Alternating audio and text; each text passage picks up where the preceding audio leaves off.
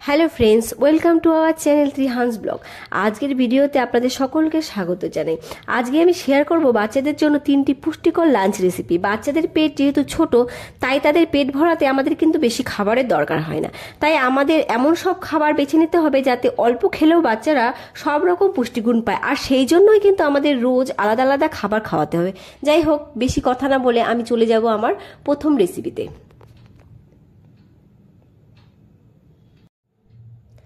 তো প্রথম রেসিপির জন্য আমি এখানে নিয়েছি মুসুর ডাল, অল্প চাল, আর এগুলো কিন্তু আমি ভালো করে ধুয়ে নিয়েছি। আর এখানে নিয়েছি কাঁচা পেঁপে, আর নিয়েছি অল্প গাজর। এইবারে কিন্তু আমি চলে যাব আমার মূল রেসিপিতে। তো আমি প্রথমে কুকার গরম করে নিচ্ছি। কুকার গরম করে এখানে দিয়ে দেবো অল্প ঘি। তো ঘি গরম হয়ে গেলে এখানে দিয়ে দেবো আমি এইটুকু পরিমাণে জিরে ফোড়ন। জিরেগুলো দিয়ে আমি কয়েক সেকেন্ডের মতো ভেজে নেব। ভেজে নিয়ে আমি এখানে দিয়ে দেব আমার ধুয়ে রাখা সবজিগুলো দিয়ে আমি আরও কয়েক মিনিটের মতো ভেজে নেব। ভেজে আমি এখানে অ্যাড করব চাল আর ডাল। তো আমার এখানে ভাজা কমপ্লিট। এবারে আমি চাল আর ডালগুলো দিয়ে নিচ্ছি।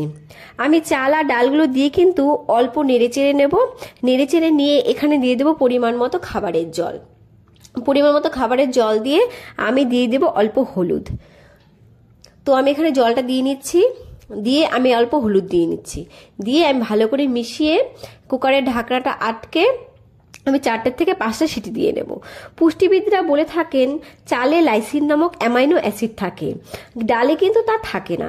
আর চাল আর ডাল যদি একসঙ্গে মিশিয়ে রান্না করা যায় তাহলে চালের অ্যামাইনো অ্যাসিডটা কিন্তু ডালেও প্রবেশ করে, আর যা বাচ্চাদের কিন্তু ব্রেনের বিকাশে সাহায্য করে। তো এখানে আমার সিটিটা কমপ্লিট। এবারে আমি কুকারটা খুলে নিচ্ছি। খুলে আমি একটা ডাল ঘুটনি দিয়ে ভালো করে ম্যাশ করে নেব। ম্যাশ করে নিলেই কিন্তু আমার খিচুড়িটা রেডি হয়ে যাবে। আমি এখানে কাঁচা পেঁপে ব্যবহার করেছি। কাঁচা পেঁপেতে রয়েছে ভিটামিন এ, রয়েছে সি, আর রয়েছে ভিটামিন ই, যা শরীরের রোগ প্রতিরোধ ক্ষমতাকে শক্তিশালী করে। আর কাঁচা পেঁপে কিন্তু সর্দি কাশি সংক্রমণের সঙ্গেও লড়াই করে, শরীরে ব্যাকটেরিয়ার বৃদ্ধিও বন্ধ করে। এর ফলে কিন্তু বাচ্চারা সহজেই অসুস্থ হয়ে পড়ে না। আপনারা চাইলে কিন্তু এরকম ছাঁকনি দিয়েও এরকম ভাবে প্রেস করে করে বাচ্চাদের খাবার ম্যাশ করে নিতে পারেন। তো এখানে কিন্তু আমার খিচুড়িটা রেডি হয়ে গেছে। আর আমি যে জিরে ফোড়নগুলো দিয়েছিলাম সেগুলো কিন্তু আমি বেছে ফেলে দেব, না হলে কিন্তু বাচ্চাদের গলায় আটকে যাবে। তো প্রথম রেসিপিটা আমার তৈরি হয়ে গেছে।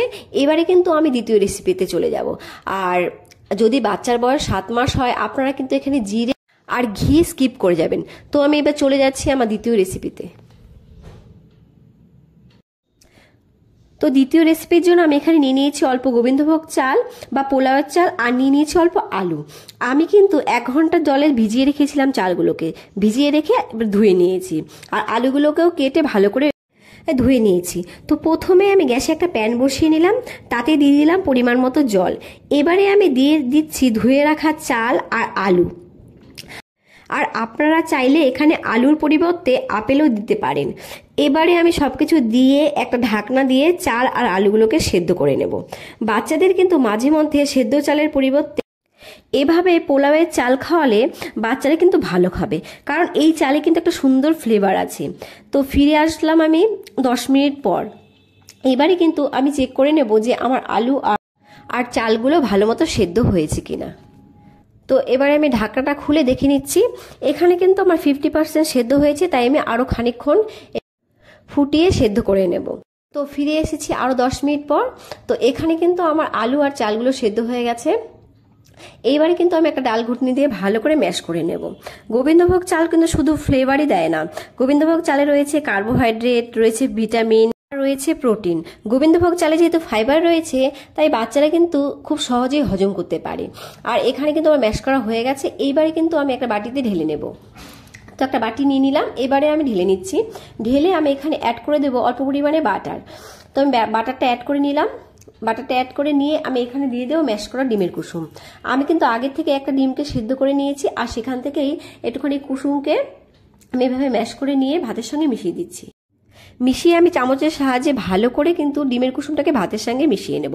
এতে কিন্তু খাবারের পুষ্টিগুণও আরও বেড়ে যায়। আর বাচ্চার বয়স যদি 8 মাসের কম হয় তাহলে কিন্তু আপনারা বাটার আর ডিমের কুসুমটা স্কিপ করে যাবেন। ডিমে কিন্তু রয়েছে সমস্ত পুষ্টিগুণের অর্ধেকেরও বেশি গুণ। দুধের পরে সেরামারের প্রোটিনের উৎস কিন্তু ডিম। আর ডিমে রয়েছে 13টি অতি প্রয়োজনীয় ভিটামিন। তো দ্বিতীয় রেসিপিটা আমার এখানে রেডি হয়ে গেছে। এবারে কিন্তু আমি চলে যাব আমার লাস্ট এবং তৃতীয় রেসিপিতে। তৃতীয় রেসিপির জন্য আমি এখানে নিয়ে নিয়েছি দুটো খোসা ছাড়ানো আমন্ড বাদাম, গ্রেট করা গাজর আর নিয়ে নিয়েছি চিড়ে। এবারে কিন্তু আমি চিড়েগুলোকে ভালো করে ওয়াশ করে নেব। তো চিড়েগুলোকে আমি এবার ভালো করে ওয়াশ করে নিচ্ছি। ওয়াশ করে নিয়ে আমি এখানে একটা ব্লেন্ডার নিয়ে নেব। তো ব্লেন্ডারটা নিয়ে নিয়েছি। এবারে আমি ব্লেন্ডারে দিয়ে দেবো একে একে বাদাম, গাজর, দিয়ে দেবো অল্প গোটা জিরে, অল্প গোলমরিচ গুঁড়ো। তো আমি গোটা জিরে আর গোলমরিচ গুঁড়োটা দিয়ে নিলাম। দিয়ে আমি সামান্য জল দিয়ে নেব। জল দিয়ে আমি ব্লেন্ডারেটা ঢাকনাটা আটকে নেব। আটকে এটার একটা পেস্ট তৈরি করে নেব। তো মিশ্রণটা আমার রেডি। এবারে আমি কিন্তু চলে যাব আমার মূল রেসিপিতে। তো প্রথমে আমি এখানে একটা প্যান বসিয়ে নিলাম। প্যান বসিয়ে আমি এখানে দিয়ে দেবো অল্প বাটার। বাটার দিয়ে আমি বাটারটাকে একটু গলিয়ে নেব। গলিয়ে নিয়ে এখানে আমি দিয়ে দেবো আমার তৈরি করা মিশ্রণটা। তো মিশ্রণটা দিয়ে আমি গ্যাসের ফ্লেমটাকে মিডিয়ামে রেখে এখানে একটু নেড়ে চেড়ে ভেজে নেব। ভেজে নিয়ে আমি এখানে দিয়ে দেবো অল্প পরিমাণে খাবারের জল। তো আমি জলটা দিয়ে নিচ্ছি। জল দিয়ে আমি মিশ্রণটাকে ভালো করে জলের সঙ্গে মিশিয়ে নেব। মিশিয়ে আমি কিন্তু এটাকে ফুটিয়ে নেব। ফুটিয়ে আমি এখানে অ্যাড করে দেব চিড়ে। আমি কিন্তু এখানে সাদা চিড়ে ব্যবহার করেছি, আপনারা চাইলে লাল চিড়ে ব্যবহার করতে পারেন। আর আমি চিড়েগুলো কিন্তু হাত দিয়ে হালকা একটু ম্যাশ করে নিয়েছিলাম। তো আমি চিড়ে দিয়ে এভাবে ভালো করে একটু মিশিয়ে নেব। মিশিয়ে কিন্তু আমি 10 মিনিট সেদ্ধ করে নেব। তো আমি এখানে একটা ঢাকনা দিয়ে দিচ্ছি। ঢাকনা দিয়ে আমি 10 মিনিটের জন্য সেদ্ধ করে নেব। আমি এখানে বাটার ব্যবহার করেছি। বাটার কিন্তু বাচ্চাদের ওজন বাড়াতে সাহায্য করে, এছাড়া স্মৃতিশক্তি বাড়াতেও সাহায্য করে। বিশেষজ্ঞরা কিন্তু বাচ্চাদের 8 মাস থেকেই বাটার খাওয়ানোর পরামর্শ দিয়ে থাকে। তো 10 মিনিট পর ফিরে আসলাম। এখানে কিন্তু আমার রেসিপিটা রেডি হয়ে গেছে।